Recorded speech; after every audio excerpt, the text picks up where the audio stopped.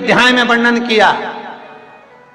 गणेश चतुर्थी से लेकर अनंत चतुर्दशी के बीच राधाष्टमी, गौरी अष्टमी, लाल वस्त्र में लाल फूल रखकर उसमें थोड़ा धना और 5 गोल सुपारी, 5 बेलपत्र इस लाल वस्त्र में रखकर घर के मध्य भाग में पूरे घर का केंद्र बिंदु मिला लो, पूरे घर का नाभि कोण मिला लो, पूरे घर का नाभि स्थल, मध्य स्थल मिलाकर वहां पटे पर रखकर कुंकू चावल से पूजन कर उस पर 3 बार पानी को फेर कर भगवान श्री गणेश जी महाराज के मंदिर में बिना बोले जो रखकर आ जाता है, उसके घर में कभी क्लेश नहीं होता, सुख और शांति ये दोनों प्रवेश कर जाते। लाडले गणेश जी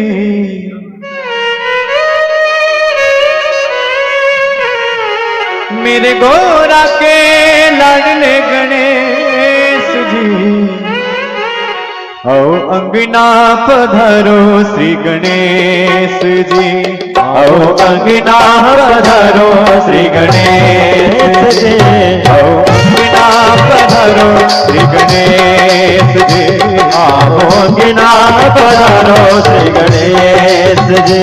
दुनिया में इसलिए हर लक्ष्मी के साथ गणेश जी ने हर अवतार लिया। लक्ष्मी कितनी है? अष्टलक्ष्मी। गणेश कितने हैं? अष्टविनायक। एक लक्ष्मी के साथ एक गणेश है। और ये मत सोचना कि लक्ष्मी का एक स्वरूप है।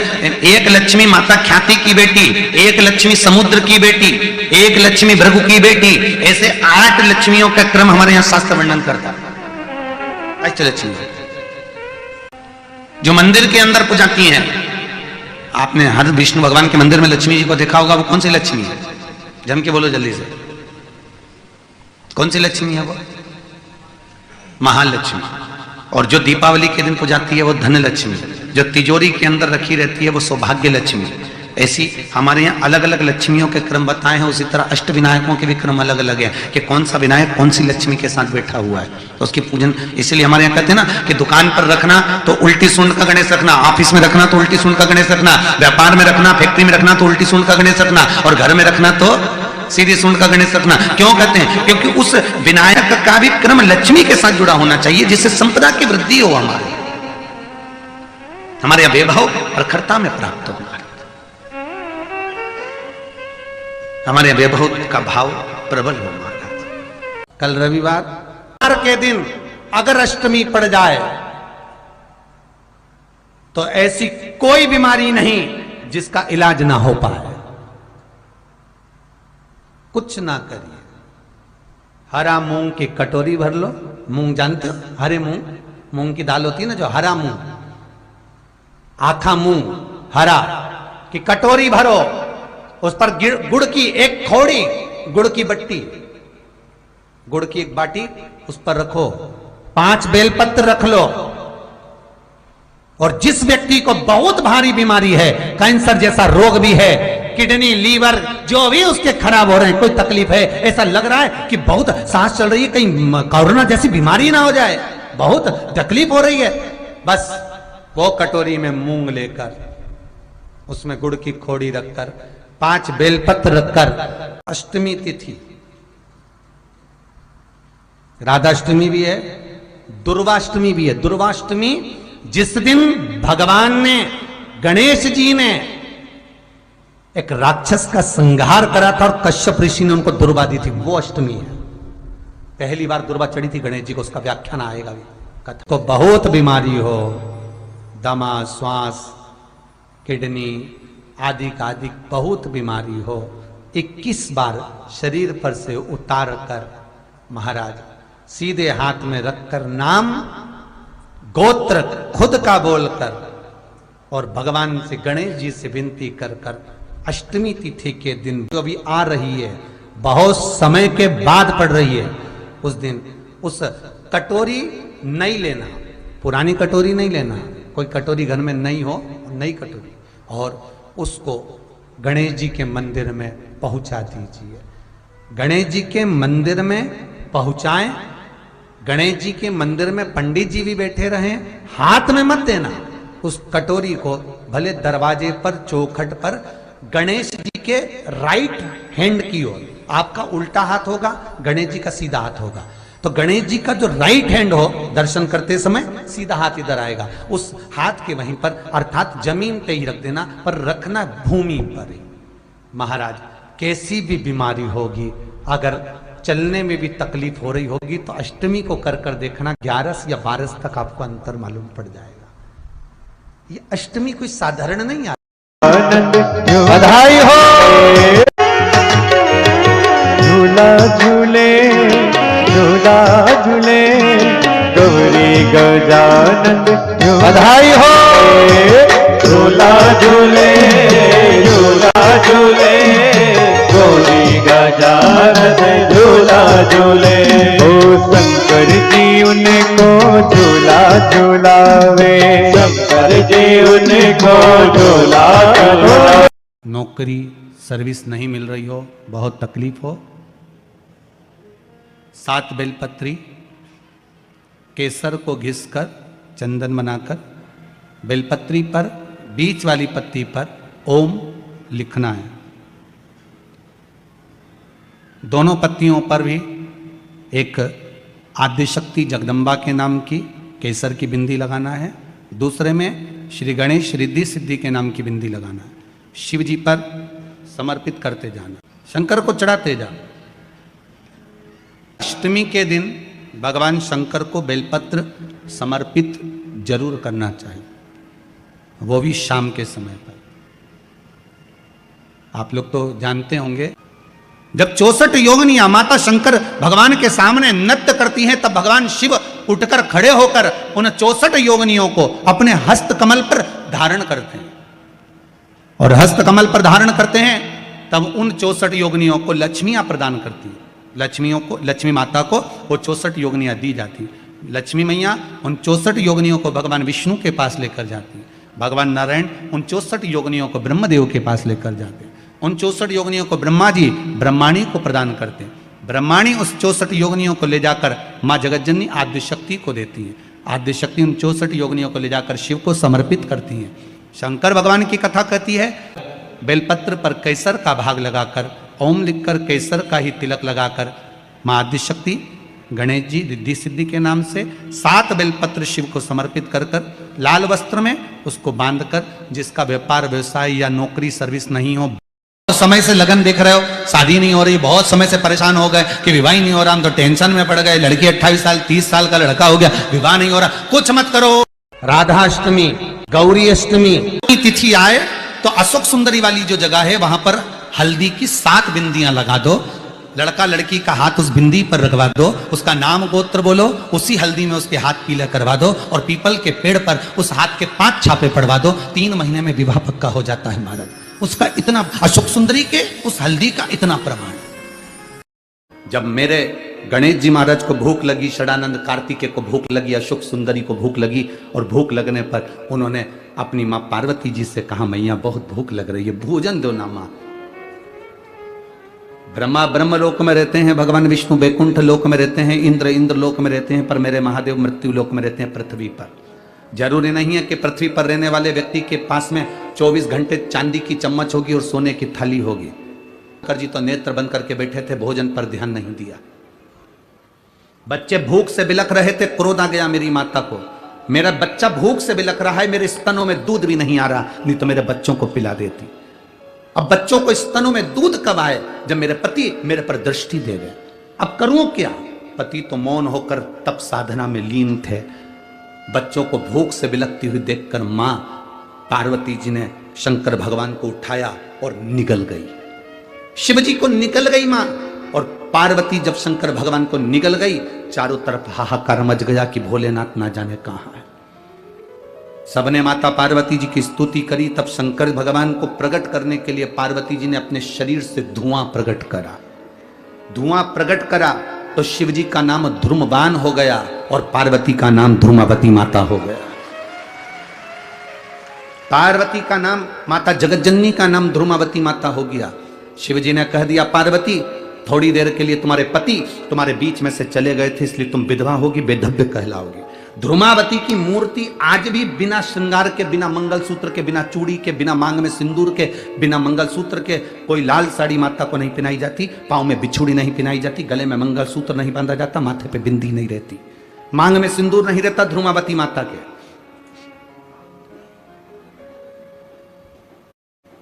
कभी अगर आप दतिया जाएं तो ध्रुमावती माता की दर्शन कर सकते हैं।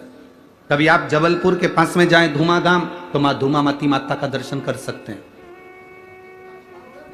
धूमावती माता, तुम अपने पति को थोड़े समय के लिए निगल गई थी तो तुम बेधव्य स्वरूप में आ गई, पर ध्रुमावती, शिवजी कहते हैं ध्रुमावती तूने अपने बच्चों के कल्याण के लिए मुझे निगला था, इसलिए मैं तुझे वर देता हूं, तेरा दर्शन करने वाला दुनिया में कभी हार नहीं सकता, विजय प्राप्त करता है।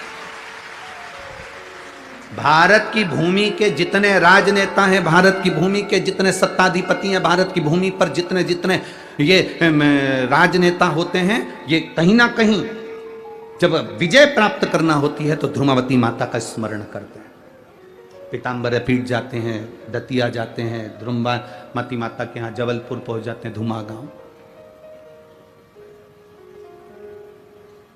तो अपने बच्चों के लिए मुझे निकल गई थी, अपने बच्चों का कल्याण करने के लिए। तो मां पार्वती जी से शिवजी ने कहा, भले तू बेधव्य स्वरूप में ध्रुमावती बनकर रहेगी, पर जो तेरा दर्शन करने आएगा उसके ऊपर तेरी कृपा दृष्टि अगर हो गई तो वो दुनिया में कभी नीचे नहीं जा सकता, ऊपर की ओर बढ़ता ही चले जाएगा। ये ध्रुमावती माता। तो मेरी बहन से गायत्री तुकाराम पाटिल जी से मेरा निवेदन है, कौन कह सकता है कि वेधव्य नारी शिव का जल नहीं चढ़ा सकती, या शिव उपासना नहीं कर सकती, या शंकर का भजन नहीं कर सकती? यह कर्मगति है साहब। पत्नी पहले गई या पति पहले गया, यह कर्मगति के अनुसार है। इसमें नारी का कोई दोष नहीं है। इसमें नारी का कोई दोष है क्या कि पति चले गया तो नारी का दोष? नारी ने क्या गला दबा के मार दिया जो दोषी कहलाए? ना, पत्नी चली गई, पति का दोष नहीं हो, पति गया, पत्नी का दोष नहीं। शिव की आराधना में, शंकर की भक्ति में, शिव उपासना में, शंकर को जल चढ़ाने में मेरा भोलेनाथ ये नहीं देखता कि तुम क्या हो। शिवजी तो केवल तुम्हारे भीतर का स्नेह, प्रेम, श्रद्धा और विश्वास देखता है। सबसे बड़ा तांत्रिक, सबसे बड़ा घोरी जल चढ़ाता है, उस पर कोई तंत्र विद्या नहीं हो सकती। जो शिव जी को एक लोटा जल चढ़ाता है उस पर कभी तंत्र विद्या नहीं हो सकती, कोई मंत्र की विद्या नहीं हो सकती, उस पर कोई अघोर विद्या नहीं हो सकती, क्योंकि वो तो खुद उसके ससुर ने, भगवान देवादिदेव महादेव के ससुर ने कहा, शंकर मैं तुझे श्राप देता हूं, तू शमशान में निवास करेगा। सबसे ज्यादा खुश तो शंकर भगवान ही हुए थे कि मेरे ससुर ने कितनी अच्छी जगह मुझे प्लाट दिलवाया, कोई कब्जा भी नहीं करेगा। लोग कह देते हैं देवी जी अलग है और शंकर जी अलग है। शिव महापुराण कभी नहीं कहती कि देवी जी अलग और शंकर जी अलग है। ये दोनों एक ही हैं। शिव और शक्ति एक है। देवी और शंकर, माता रानी का दर्शन, आप में से कई माताएं ऐसी होंगी जो शंकर भगवान का स्मरण कम करती होंगी, देवी जी की पूजन ज्यादा करती होंगी। कोई अगर दुर्गा जी की पूजन कर रहा है, कोई देवी जी की पूजन कर रहा है, कोई राधा राधा जप रहा है, कोई सीता सीता जप रहा है, कोई अनसुईया अरुंधति को जप रहा है, कोई रुक्मणी को जप रहा है, कोई राधा का स्मरण कर रहा है। तो स्मरण करने वाले को ध्यान रखना है कि राधा का स्मरण करना, राधा राधा बोलना भी शिव ही बोलने के बराबर है, शंकर का ही गुणगान। अब आप लोग कहोगे, कई लोग हमारे ऊपर उंगली भी उठाएंगे कि तुमने कैसे कह दिया कि राधा बोलोगे तो शंकर का नाम है और शंकर बोलोगे तो राधा का नाम। तुम कैसे कह दिया? देवी भागवत उठाइए और देवी भागवत को अच्छे से पढ़िए।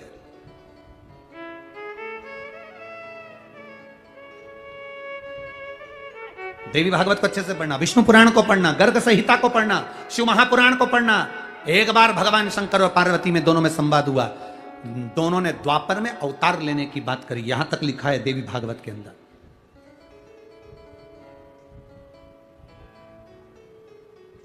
पार्वती जब क्रोध में कालका का रूप ले ली, श्याम वर्ण पड़ गया, तब कह दिया, ये रूप एक बार द्वापर में फिर अवतरित हो, तो पार्वती जी ने कह दिया विपरीतता होना चाहिए। शंकर गौर वर्ण के होंगे, सुंदर होंगे, तो वो राधा के स्वरूप में होंगे, और पार्वती स्वयं कृष्ण का रूप धरकर द्वापर में अवतरित हो जाएगी। ये देवी भागवत में लिखा, कोई अलग से वर्णन नहीं है। देवी भागवत को अच्छे से पढ़ना, उसमें मिल जाएगा आपको, देवी भागवत के अंतर वर्णन मिल। तो राधा राधा जप रहे हो तो समझ लो कि शिव तत्व को प्राप्त कर रहे हो। कृष्ण शब्द का संबोधन कर रहे हो, हे कृष्ण कृष्ण का संबोधन कर रहे हो, तो समझ लो पार्वती का स्मरण कर रहे हो।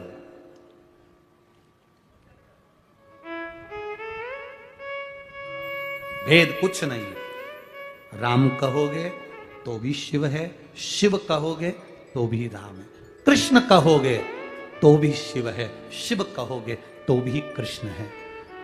देवी दुर्गा भवानी कहोगे तो भी शिव है, शिव कहोगे तो भी दुर्गा भवानी है। यहां भेद नहीं। हरि विठ्ठल कहोगे तो भी रुक्मणी है, और रुक्मणी कहोगे तो भी हरि विठ्ठल। मंडल में निवास करने वाले संत रसिक बाबा जी, जिनको लोग पागल बाबा कहते थे, भगवान की, राधा रानी की और ठाकुर जी की इतनी भक्ति करते थे, और उसी ब्रज की रज में उन्होंने प्राणों को त्याग दिया है।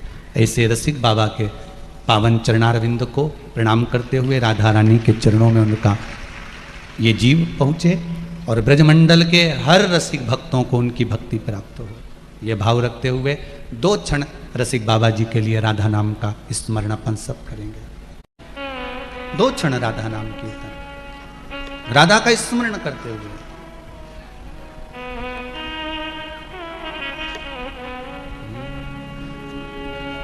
राधा कहो, राधा कहो, राधा कहो, राधा कहो, राधा कहो, राधा कहो, राधा कहो, राधा कहो, राधा कहो, राधा कहो।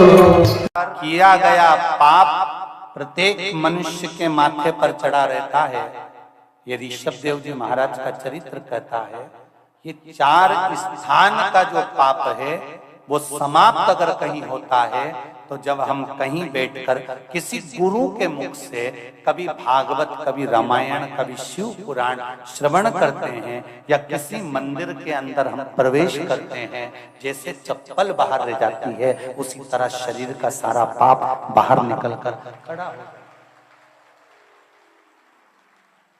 संपूर्ण पाप।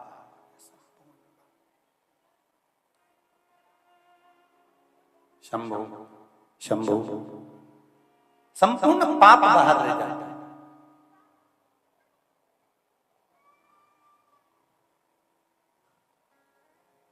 अब आप कहोगे गुरुजी, अगर पाप बाहर खड़ा हुआ है तो हम निकलेंगे तो वापिस चिपक जाएगा।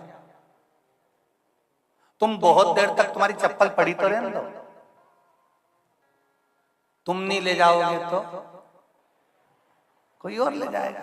शिव महापुराण की कथा कहती है, जब हम कथा सुनने के लिए, भजन करने के लिए बैठते हैं, कथा सुनने के लिए बैठते हैं, संकीर्तन करने के लिए बैठते हैं, तब हमारा पाप बाहर खड़ा हमारा इंतजार करता है। और जब हमारी हृदय चित्त, हमारा मन, हमारा हृदय भगवान की भक्ति में जब पूर्ण तरह से डूब जाता है, तब वो पाप तुम्हारा इंतजार नहीं करता, जो निकल कर जाता है उसी के माथे पर चढ़कर चला जाता है, तुम्हारे इंतजार में नहीं रहता। मान लो कोई निकल कर गया ही नहीं, तो आखिरी में जब कर्पूर गौरम होता है तो पाप भी जलकर भस्म हो जाता है, और जीवन निर्मल हृदय से अपने घर की ओर चला जाता है। ये पाप शरीर में जैसे कांटा नहीं रहता, तीर्थ में जाकर बैठने से, स्नान करने से, भजन करने से, कीर्तन करने से, मंत्र जाप करने से, मंत्र स्मरण करने से हमारे भीतर भी पाप नहीं रहता, ये कांटे की तरह निकल कर बाहर हो जाता है। फिर कहा अगर कांटा नहीं निकले तो क्या करना पड़ेगा? तो डॉक्टर के मैं पट्टी दे रहा हूं, वो लगा लेना, पक जाएगा, निकल जाएगा। उसी तरह परमात्मा ने कहा अगर तुम्हारा पाप बाहर नहीं निकलता, तुम्हारे को अहंकार आता है, काम आता है, लोभ आता है, वासना आती है, तृष्णा आती है, आसक्तियां बढ़ती हैं, झूठ प्रपंच बढ़ता है, बहुत बहुत बहुत बहुत सारी इंद्रियां तुमने भी शिथिल कर ली, पाप करने लगे, अनाचार दुराचार ना जाने क्या क्या करने लगे। तो एक काम करना, क्या? तो कहा डॉक्टर ने पट्टी दिए लगाने के लिए, वो पट्टी है शिव महापुराण की, एक बार इस हृदय पर लगा लीजिए, सारा पाप बाहर निकल कर